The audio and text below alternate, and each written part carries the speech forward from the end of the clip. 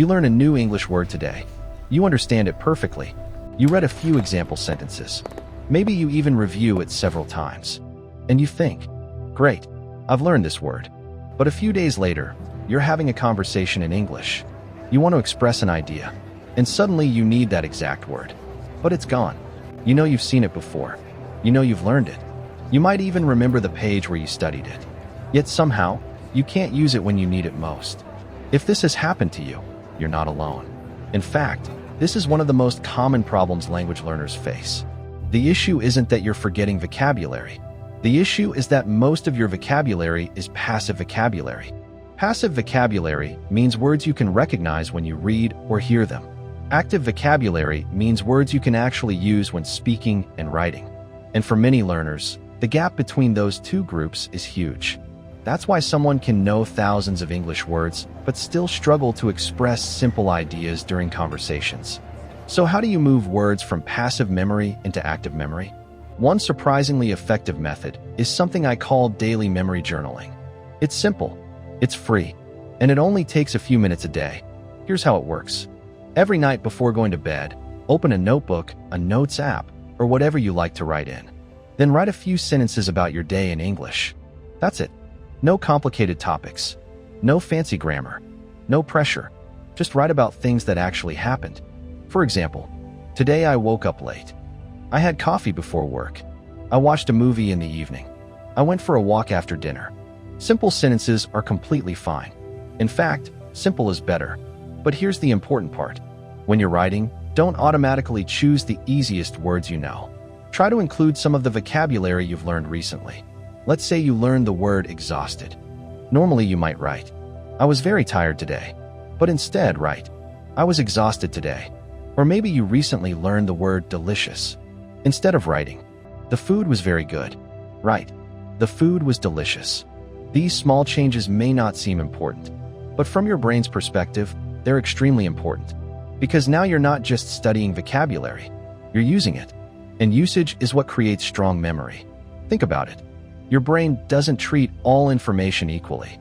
When you memorize a random word from a vocabulary list, your brain often sees it as temporary information, something that might not matter.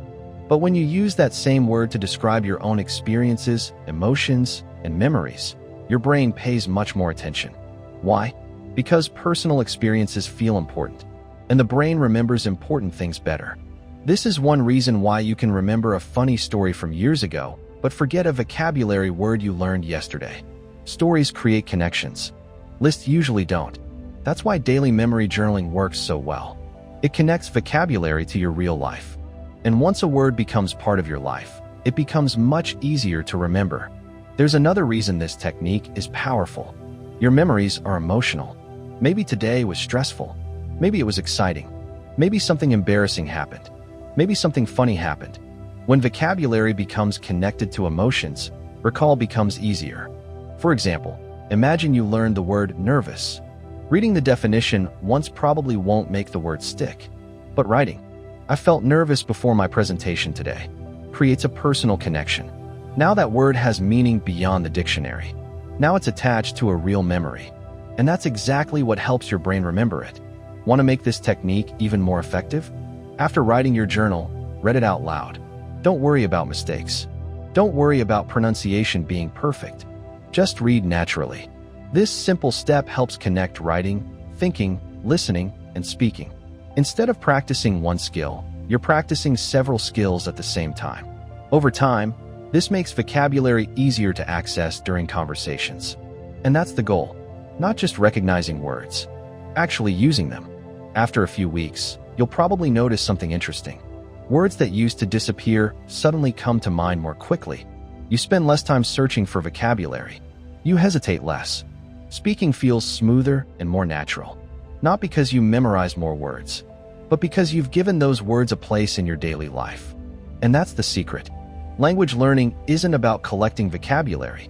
It's about using vocabulary. So here's a simple challenge. Tonight, write 5 sentences about your day. Nothing more. Then try to include at least 3 words you've learned recently. Do this every day for 1 week. And see what happens. You might be surprised by how many words suddenly become easier to remember and use. Because the goal isn't to fill your notebook. The goal is to train your brain to make vocabulary part of your real life. And daily memory journaling is one of the simplest ways to do exactly that. By the way, what's the last English word you learned? Do you think you could use it in tonight's journal entry? Write it in the comments. And if you want more smart language learning techniques like this, make sure to follow the channel so you don't miss the next video.